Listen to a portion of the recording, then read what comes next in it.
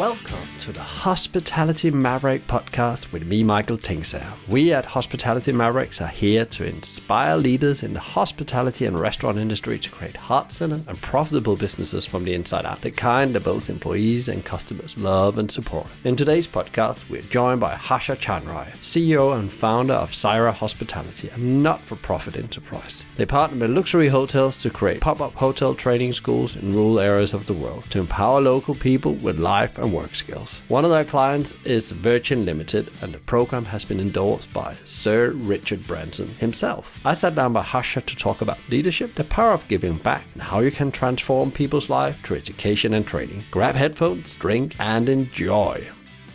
Welcome to the Hospitality Maverick podcast, Harsha. Flown in directly from New York. That's right. So you had a bit of sleep. A little bit. Yeah, so I'm very happy to welcome you here to the Hospitality Maverick community, and I can tell people that tuned in today, as you probably already heard in the intro, you're in for a real special treat and a very special story. Thank you so much for having me. You are the CEO of a non-profit organization that helps communities getting skills that they normally would be out of reach to get. Can you tell a bit more about that? So yes, I'm the CEO and founder of SAIRA Hospitality. We partner with luxury and lifestyle hotels all over the world, and we give local communities that otherwise may not have the knowledge and skills the opportunity to then find employment within luxury and lifestyle hospitality at an entry-level position to start. How do you get out and find these communities? You can't even call it a business model, it's a not-for-profit, but it's a business model. Sure, how does the business model work, and how does this all come out in the real world? It is a non-profit with a revenue driver, which is not typical for non-profits. The way it works is the hospitality operators typically fund the program and the pop-ups. So they fund it in its entirety from when we launch the pop-up hotel school. We're on the ground about 4 months minimum before the hotel's hiring. So we actually time it so that when the hotel needs to hire, we work backwards. We go out into the local community as close to the hotel as possible, and we literally hand out flyers. It's quite a grassroots kind of organization, and we are putting up posters. We're spreading the word through WhatsApp or Craigslist or whatever the form of communication is, and we want to spread the word to almost double the amount of employees that the hotel's needing to hire. So if you're looking to hire 50, we want to take on a school about 100 students. And we're on the ground, like I said, 2 months before the pop-up launches, and we interview the students. Because it's free of charge, we interview the students 4 times before we accept them into the program, and that's done through a WhatsApp video, 15-second interview, and online or on paper if they're not accessible to online. Then we do group talent days and then a one-to-one to really make sure they have what we call and what the industry knows as the hospitality gene, really the gene of service. And at that point, we then accept them into an 8-week pop-up hotel school, and we train local trainers. So we identify in those 2 months prior to the school, we'll find local trainers, and we will do a train the trainer, which takes about a month. And then really between 5 and 10 local trainers will then launch the 8-week pop-up hotel school, where students will come 4 days a week, 4 hours a day, either in the morning or the evening. During that program, we have fine dining experiences, and we have luxury hotel excursions as well for the students. And we teach quite a holistic hospitality curriculum. Where do you go and do these pop-ups in the world? Because I could imagine that there's many remote areas where you see hotels popping up in the moment. Sure. We've done 5 so far. I started in 2015 in downtown LA, in South Central at a place called Home, which is a non-profit. And we moved then to Todos Santos and partnered with Liz Lambert and Bunkhouse, now part of the Standard Hotel Group in Mexico. And then we did another one in Mexico on the other side of Cabo with Costa Palmas Development, which is where the Four Seasons Amman will be coming up. And we did one last year with a group of hotels in the British Virgin Islands, including Virgin Limited, Rosewood, Autograph, and Bitter End Resort.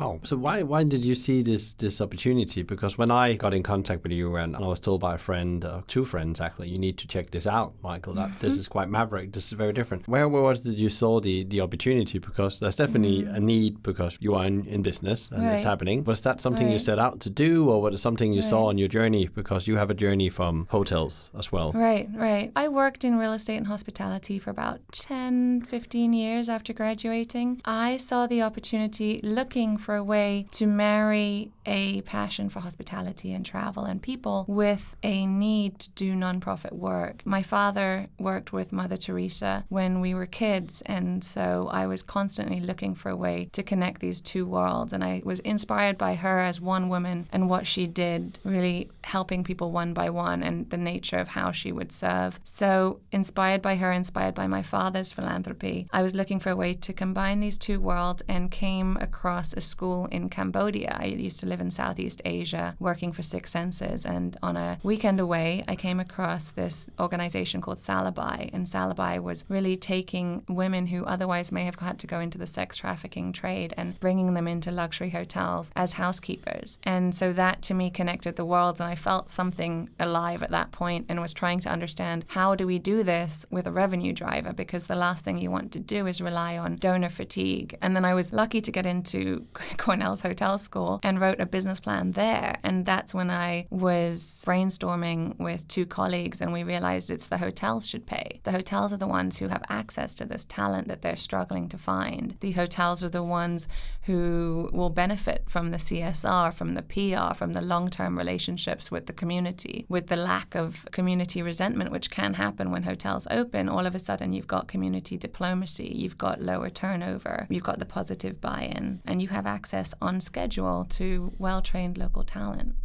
So that's where it all came from. The visual that I have when someone says, where does it come from, was when I was working at the Amman in Sri Lanka. And as an emerging tourist destination, there were so many hotels coming up, and I would see the local community that would just kind of peer in. They didn't have the knowledge. No one ever told them that actually you could work here. They knew they couldn't afford it as a guest. They could see luxury hotels coming up, and they could only imagine, I assume, the prices. And there's a mentality that someone else will get that job, and it's not for them. And I think what we do at a very grassroots level is just go into these communities and give them the opportunity to dream a little bigger or a lot bigger. What is the core of the problem you're solving? Is it the hotels turnover problem? Is it upskilling communities? I can hear different stories. So that's more than one thing you're solving, I guess. I would say, yes, I would say that's two of them. I think our rates of turnover are less than 10%, as opposed to the US market at 73.8, I believe. So our rates of turnover are a lot less for a few reasons. And that's for the students that goes through your program? For our graduates, who are then placed at the hotels. I think when you're training groups of people together as a cohort and moving them from school to work, and they have a support system, I think they stay a lot longer. I think we are very careful to cover the rate of turnover and the cost of turnover in our curriculum, so that when they do decide they're going to leave a job, and really they may be a bellman and they get another $1 as a bellman down the road, what are they sacrificing and how much is that costing the hotel? And really getting to think about work-life balance. And yes, you get another $1, but are you losing your support system, or what's your commute, or what's your career path, and are you setting yourself back? So we really focus on turnover as a key metric, but we also believe that hotels need to start giving before they take. And by that I mean give education, give opportunity, give what you can, establish yourself as a positive brand before you then come in and take the resources and potentially bring in a lot of traffic, a lot of the negatives, unfortunately, that hotels can bring in. So we believe that we bring in community diplomacy, we bring in lower turnover, and we bring in access to well-trained local talent, which a lot of our past clients have said they didn't even know existed before we were there. What we're not is HR. So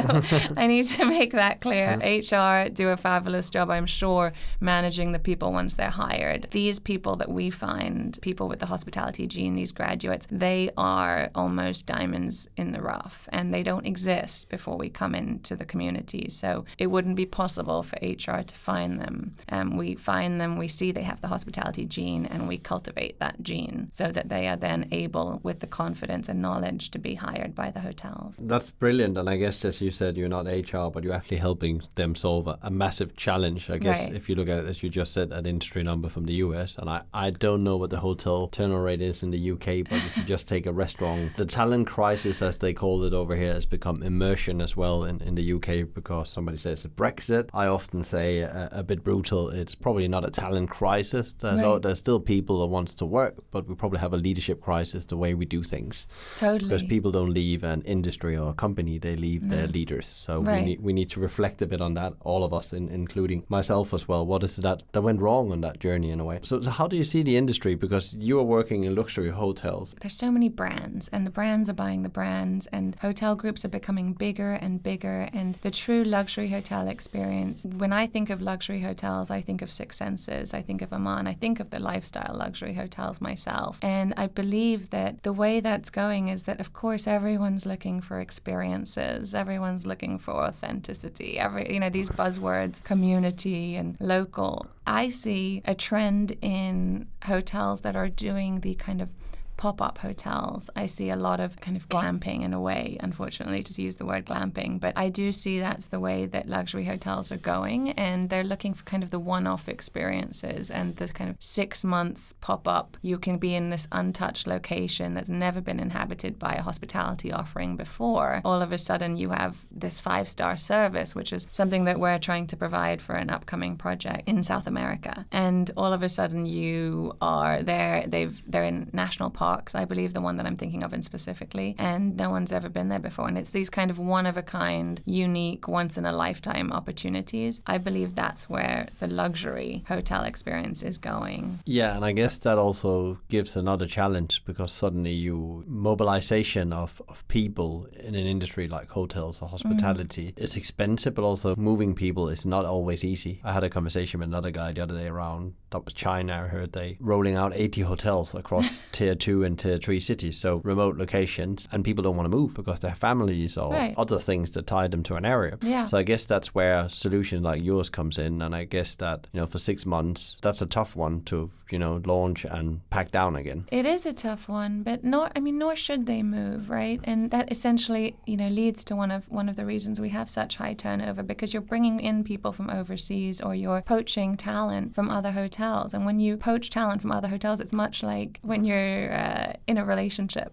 If you decide to start a relationship with someone, who's cheating, similarly, you shouldn't be surprised if they're going to cheat on you, right? So that's the way I see it. You might find the talent, you might be able to steal them for a quick second, but then they'll go off to the next bright, shiny thing that's waved in their direction. And so I don't believe that is the way forward. I believe the way forward is to constantly be training that local community right around the hotel. And even if it is time consuming, and even if it is expensive, it's the long-term return on investment. And it's really what you should do as hotel owners and operators that have so much potential as the world's biggest industry to make a difference in today's world. It's strengthen your cultural muscle, because you actually make people belong. They get more than just a job. Actually, they create an opportunity to me. They actually invested heavily in me in the upfront. And I think everybody knows that if you really get a start, that's an amazing thing. And they also, when you have to say goodbye, is amazing. Everything that happens in between doesn't matter. You start to build a very unique culture in a way, or maybe they don't want to leave. They just know, I can't get what I'm getting here, because that's an incredible start for people that maybe didn't have much outlook on the future.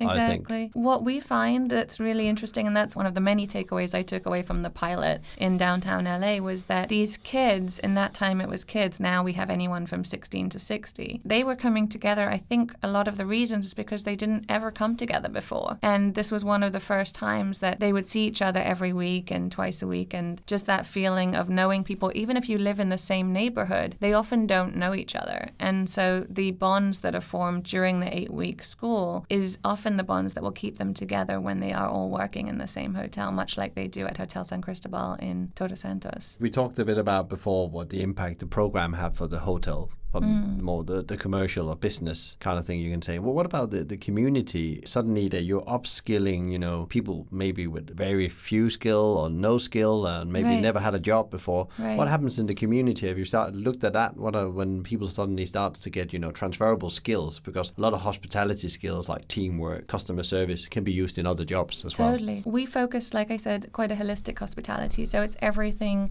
from communication to service recovery, and kind of the basics, what hotel operators are looking for. So attention to detail, sense of urgency, how to take initiative. We almost work backwards. We understand from the employers what is it that you're looking for in these employees, and then we teach those skills plus more. And one of the other topics, we teach sustainability, personal finances, everything we feel almost life skills that these students need, as well as hands-on technical. But we also added in entrepreneurship last year in the British Virgin Islands. And I feel that it's important for hotels not only to invest in the people they want to hire, but invest in the community as a whole and start to think like leaders. And these employees, even though they're starting at entry level, need to understand what a leadership mindset is, which is something I would love for you to come and guest speak on in our upcoming project in Namibia. We will be there. Yeah.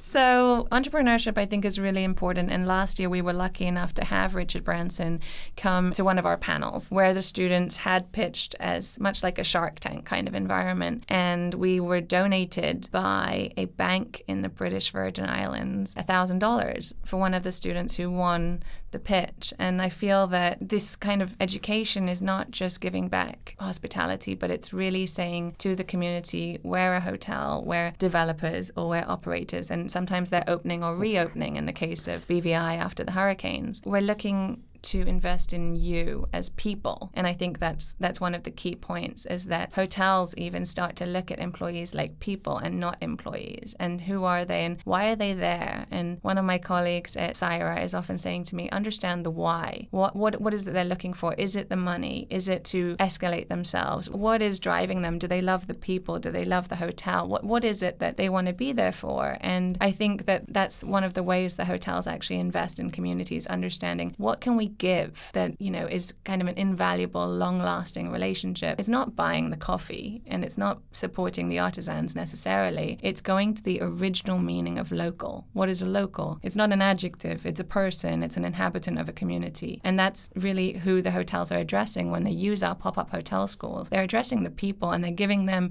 to me, one of the best gifts you can give, which is education. Yeah, and I guess as an industry, I've always said, you call it life skills. I call it exactly the same. You have a very big responsibility often in hospitality and restaurant, because you are, taking young people or people that didn't have the opportunity, and you actually need to give them a second chance and take them to the next phase in their life from a skill point of view, because often they maybe feel a bit lost. You have a massive opportunity and responsibility. I think that's a very good way of saying it. How can you actually invigorate their own why? And maybe if you can give them a journey, that's much better than, you need to make a profit, of course, but they're not just a resource to use. They're actually people you can actually give something bigger than that, and they will probably remember that company doing that forever. They still seem to be contacting us a few years later. We're not quite sure where our cutoff ends. A lot of it also is convincing the parents of the students, and they have these deep imprinted beliefs from their parents, core beliefs that we're challenging. And especially, for example, in the British Virgin Islands, they're often taught that housekeeping is,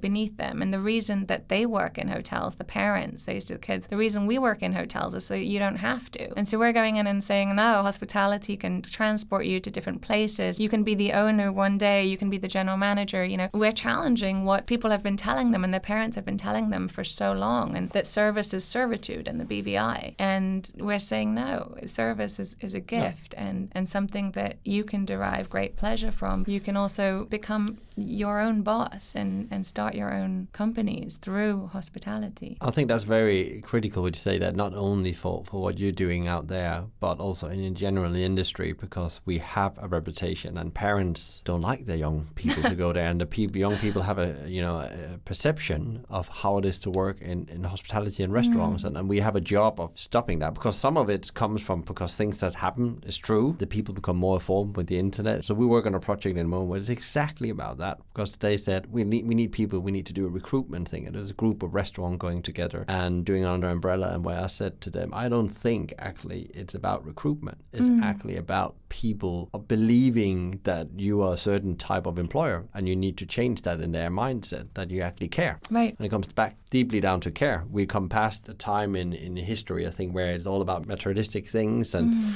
the next thing is actually also about actually having a job you love and you like. Right. And of course it has to pay for the bills. That's basics. But yeah, I think it's very interesting what you're saying, that even though in remote areas like that, there will be a resistance to go into hospitality. Do you see this concept be rolled out out like more into, more the Western world where hotels has quite rigorous training, but they have massive challenges. They do. I think they do find it interesting. I think the way I see it working in the US is because of the tax credits. So there are these huge tax credits, anywhere from $1,200 to $9,600 per employee hired from a certain demographic. And in the US especially, I think the hotels potentially either don't know about these credits, but I think the bigger reason they're not hiring from these demographics and speaking to nonprofits is because of the risk, right? So you're taking ex-convicts or, people who were on drugs and you're taking them into hotel guest rooms. And so all of a sudden you're a luxury lifestyle hotel and your guests, you're fearful, may be at risk. And so I understand that, but what we would do is be the mediator. So we would come in, we would speak to the nonprofits, we would vet those students. Essentially what we do is vet them over 4 months. It's a 4-month interview, 2 months of interviewing just to get into the program, 2 months of coming to the school. And at that point, we can really vouch for that person and say, you should hire this person. And essentially, with these tax credits, hotels are going to cover more than the cost of the hotel school. So I feel that that's a really interesting model that I would like to see in the US. I mean, the US, yes, they have a talent shortage for sure, and I do see it coming over. It's an easier understanding for resort locations at the moment, is what I'm realizing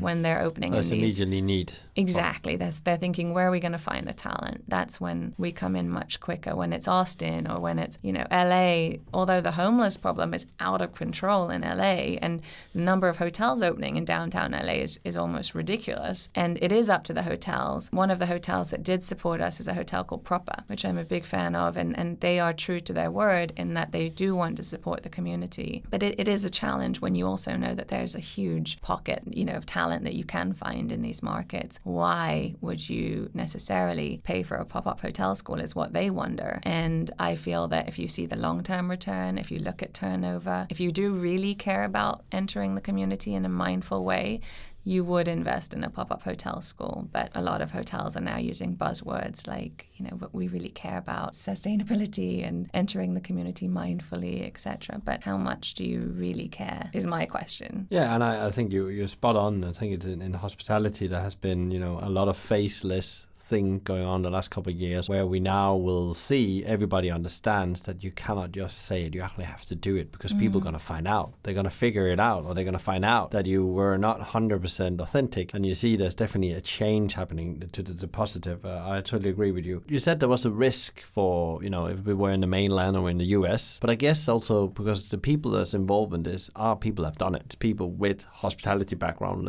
You haven't told that the people who work yourself, you've been on Cornell, you worked in the industry for years, and you have other people join your organization that actually there's been, senior people in the industry. So right. I guess that's also where you actually in a way de-risk the project in a way. Exactly. I think one of the biggest problems with hospitality education at the moment is that it's taught by teachers that have maybe never worked in the industry. And so I feel when we hire teachers, we look for people who have worked in the industry. They may not be teachers. And the industry is huge. It's not just hotels. It could be someone who's worked in restaurants or hospitals or, a broad range of hospitality services. But you do need people who understand the needs of the luxury guest and can teach that. So I feel that one of the differentiators of our trainers is that they're not necessarily coming from the school training background, but they do understand the industry and they do understand the needs of our clients, essentially. So it's like, really, we didn't talk about that before, but it's like quite hands-on. It's practical, real world, but coupled with the good theory, hands-on. Totally. Yeah. We do food and beverage, back of house, front of house. We do front office, we do housekeeping. It's very bespoke. So one time a hotel client said, can you find someone to look after the horses in the stables? So we were going to fly in a girl who was actually 15 and had been working with horses since she was 2 from the US and have her teach, because this for her was an amazing experience. One of my current full-time employees is actually a guest trainer who came down for 2 weeks and taught leadership last year in the BVI. And she said to me, I'm just all into SAIRA, and how do I become a part of it? And I tried to figure out how she can become a part of it. But I think it's an amazing experience for people who are coming from overseas as well. And when we do kind of guest training. But yes, that's essentially, we do technical, we do what we call experiential, and we do theoretical as well. But our classes are not really slides and projectors anymore. They are outside. If you work in hospitality, you're not really the academic type. You know, I was shocked that I would get into Cornell, to be honest. I've always been more street smart than book smart. My twin sister's always book smart. And so for me, it was a surprise just getting in. But typically, I would say if you're working in the industry, you put us in desks and make us look at slides and, you fall asleep. So we do our classes outside as much as possible. We make them super interactive. We want the students to enjoy coming to class. And if there was another word for class, we would use that. Yeah, because again, that's an old paradigm, isn't it? Like, right. Again, it's also about how do you actually facilitate learning. That was really right. interesting because, you're not going to engage people that want jobs like that. They didn't go into hospitality or choose a career like that because they want to sit behind a desk or a projector. Exactly. I normally call it if it's on a leadership level, get the manager out of the office because right. that's not where they get energy from. They've just been forced to fill out forms. Exactly. That doesn't give any sense. So what is next? What's coming up of projects in the next couple of months? Are you living on 3 continents or? Well, I'm doing a couple of speaking opportunities. Yeah. One will be Skift Travel Forum in New York in September. Another will be Pure Marrakesh. Yeah. And then we are off to Namibia with a brand called Harshas, who I have a lot of respect for, and they are very mindful about the way they enter communities. They started off in Tulum, and now they're launching in Namibia in, I believe, end of October, November. So we'll be partnering with them to do a shorter pop-up this time, and we'll be on the ground for about a month instead of the typical 2 to 3 months. It's going to be an intense month. It is. It's going to be intense. I think I'm really excited about Namibia because it's the largest socioeconomic divide, and the gap is really the largest between the rich and the poor. So for us, it's really that community that we've been wanting to reach. And so far, we've been receiving WhatsApp videos, and it's really encouraging to see how excited they are about this opportunity. I think the almost feeling of entitlement that we see sometimes in the Caribbean, that we saw sometimes in the British Virgin Islands, doesn't exist there. And they just want to learn because much like the Mexican culture, they believe, from what I see, that knowledge is power. And they see this as an opportunity for them to grab onto. And hopefully soon enough we'll recognize that Habitas are the ones that are providing this once in a lifetime opportunity. They don't, unfortunately, have the funds to receive the Cornell certificates, the eCornell Service Excellence module that we offer as well with SAIRA, but it's something I hope we can bring in the future. So you have a partnership with Cornell. We do. We have a partnership with eCornell, and we do have I would say a few Cornell professors on the board of SAIRA as well. But we do implement a lot of what I was taught at Cornell and what is currently being taught through Cornell graduates and professors into the curriculum where relevant. So we are advocates of the school, of the hotel school. You mentioned technology, WhatsApp, you use that as well to engage with. But I guess as you in a way indicated, when you go to these communities, sometimes there can still be a gap in technology adoption. I don't know how widespread a smartphone and stuff like that is out there. I guess that builds some barriers as well for you in a way. But it gives you also opportunities because I guess technology is evolving everywhere and you can use that as do the heavy lifting for you in many ways. It does. I think WhatsApp is key. I think everyone in the world outside of maybe New York or London are communicating, even in New York and London, are communicating by WhatsApp. Yeah. WhatsApp and Facebook are the ways to really spread the word as well when we're not down there in person as yet. So I think that's key for actually recruiting the students. I think when we did the eCornell modules online in the British Virgin Islands, it was a little challenging to use the laptops that the government donated for the course. But even then, it was difficult for students to connect to Wi-Fi often. It was on and off, and to actually be able to navigate the keyboard and things like that. So that can be challenging, but we will help them because we do recognize how valuable that Cornell certificate will be, or qualification, I should say, or recognition will be on their resume. Even if they don't quite realize it as yet, we know the value that it will take for them. So we'll struggle through technology issues for those reasons. Yeah, and I guess that's another skill they need to be trained on. It's a basic life skill now, how to use technology if you haven't been born with a smartphone in your hand. Right. Then you have to learn how to utilize technology. And I think also in the wider industry, there is a bit of fear of technology. And totally. In the older generation too. Yeah. I think the fear of technology is real, but I think it's easily overcome. And the power of it is there even in the most remote markets. How do you get yourself going and find the inspiration and energy? Because as any business, I guess this is not just crawling in the door to you. You need to do quite some hard work to get these projects off the ground. So where do you find your energy, and who's your heroes in all that to keep it going? 5 years is like a magic milestone for many businesses. Right. It has been 5 years. Who are my heroes? Liz Lambert is high up there. Very high up there. I think when I look at who's taken the risk, if you call it a risk, on pop-ups, and all of our risk takers and prior clients have said they want to do it again. So it paid off. But I think when someone like her can see the vision, and she can see the return, and she was the one who said, would you come to Todos Santos for the very first pop-up? And she continues to refer clients, and we continue to talk about working together. I think she definitely inspires me for just breaking the mold and challenging what people would normally do and the status quo. So I would say in the industry, she definitely speaks to me. I would say, of course, Richard Branson is still very, very inspirational. When I saw him walk into the room to speak to our SAIRA students, a lot of them know him as Richard. He walks in barefoot. It's his home, the British Virgin Islands. But for me, that was a real moment to say, wow, this guy's coming over on his boat for 2 hours in a non-air conditioned rooms, kind of sweating through it and speaking to our students and inspiring them even at his age with all of his accolades. And that means a lot to me to say that, when you see someone who's really true to who we only thought that he was. So I would say he continues to be an inspiration. I would say my father, who worked with Mother Teresa and continues to, he's on a mission right now to end curable blindness in Nigeria, in Africa, and in India. And so for him, he feels everyone has the right to the basics, whether it's eyesight, clean water, or primary health care. So he partnered with the president of Nigeria last month and opened the first hotel in Abuja to give free cataract operations to those who can't afford it. And so I would say he's very much an inspiration to me till today. That's a quite good one. How do you lead yourself in this? Because it's quite a demanding business because you travel a lot. You can't be in one place. How do you get yourself up running? How do you fuel yourself? Because a lot of people think, oh, that's great, they're doing all these things. There's a reality of, how do you manage yourself and get yourself going every day, Right. I mean, honestly, meditation and yoga is big for me. I think I'm taking a more spiritual kind of path in the last couple of years. I think it's a difference of what are you working for, right? Are you working for the money? Because that's going to get boring.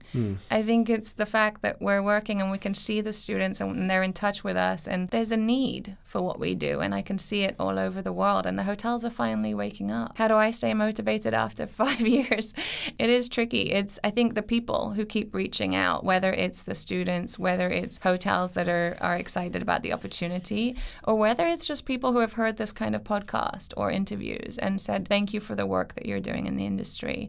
I think that really means a lot to me. I went on a recent trip to Israel and someone gave me advice and said, you pick your 3 values. And for me, it's growth, it's passion, and it's connection. And, growth is something that I'm understanding right now with your help to learn about leadership, because we teach leadership. I can write a leadership module, but when you're practicing it, I think that's where I'm finding myself growing, because it's a very difficult area that I'm excited to explore with you on our one-to-one sessions. But I think it's not easy to practice what you preach. Well, what we do is we preach, right? We train, we teach, but when it comes to actually practicing as a company that's growing from 1 to 3, even in the last few months, it's definitely challenging. It's a bit like you've been giving the Rubik's Cube and you've never done it before. Right. And that's leadership in a way. It can be learned, but it takes a lot of practice, and you can do it faster and faster and faster as you practice, of course. But you need to practice, and you have to accept that you are at a certain stage to move you. So, And when you work by yourself for 5 years,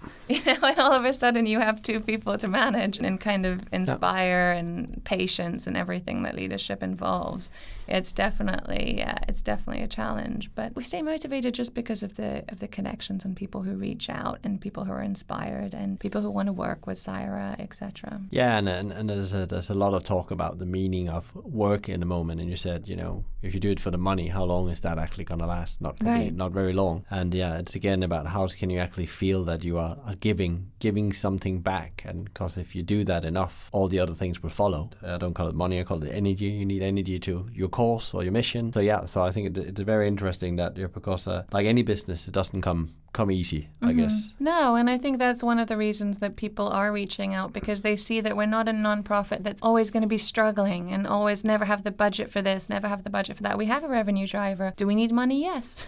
Are we fundraising? Yes, as well. Something I'm starting to do. But I feel that, people are attracted to SAIRA because it's a high quality organization. We've partnered with Cornell. We're not trying to bootstrap our way through life forever. And I think that you do need to work somewhere with a purpose. Everyone knows that these days. That's how you're going to keep talent, when you really have people dedicated to your purpose. The purpose is all over SAIRA, but I think it's going to be an interesting road as we expand and need to be in multiple places at the same time and build a team, which is really, it will come down to the people and as to whether or not SAIRA succeeds or not, in terms of how many people can we find and hire and grow. And luckily, with podcasts like these and articles coming out, words getting out, even for us to find the right talent to grow. So in the end of the podcast, and we're unfortunate at the end, I always ask the guests to give one advice to leaders, hospitality people out there. What would your one advice be that people should take away? My one piece of advice, it's something that I'm trying to practice right now. It's something that we teach at SAIRA called the Mandela approach, which I'm sure you're familiar with, where you're the last person to speak. To be honest, it's the way that you go around the room and you listen to what everyone else has to say before you speak. And right now, I feel that all anyone ever wants is to be recognized. And one of the ways you feel recognized is when someone actually lets you speak and listens to you, actively listens to you. And I would say that if you want to truly connect, whether you're a leader, whether you're a hospitality operator, if you truly want to connect with your team, you need to show them that they're important, and you need to make them feel valued. You need to recognize them. And even sometimes recognizing them means just keeping your mouth shut, which is not something easy for me to do. We all struggle with that because you want to be heard, you want to be recognized. We all need that feel of gratification. That's why social media is so popular, because I got a like. So I think it's quite one of my big inspiration, just to touch on advice. I think it's really good advice, is that I get a lot of my inspiration from Ken Blanchard and Simon Sinek, and they just did a thing together. And they talk a lot about servant leadership, and it actually boils down to listening, because then you really understand, and when you really understand, you can actually take the right actions. So you will have the right view on the situation, you can do the right conduct, like Dalai Lama says. So very, very good advice here in the end of the podcast. Thank you. Harsha, thank you very much for taking the time, coming from New York over and doing the podcast. I think you have other reasons to be in London, by the way, but I thought you were coming primarily for talking with us. I am. So thank you very much for contributing to the Hospitality Maverick community. I'm sure we're going to hear much more about you, and I'm sure we're going to do another podcast in some time where a lot has happened, and your impact have been amazing on the industry and people's life and community. So thank you very much for coming. Thank you so much. That's all we had time for today. Thank you, Harsha, for sharing your thoughts and approaches with us on how to improve people's life in rural communities and much more. If you enjoyed today's podcast, please give us a like, review, share, or let us know what you think. Thank you to Let's Talk Video Production for your ongoing assistance making these podcasts happen. We hope you enjoyed today's Hospitality Maverick podcast with me, Michael Tingsa. Tune in next time for another industry interview. And in the meantime, find out more about us and sign up for our newsletters and updates at hospitalitymaverick.com. Thanks for listening, and be Maverick.